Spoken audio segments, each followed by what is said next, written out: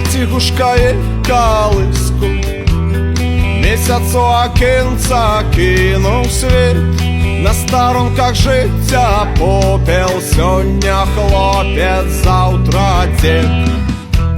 Не журися, маті, батька, я до вас приеду, обниму. Так давно хотел побачить и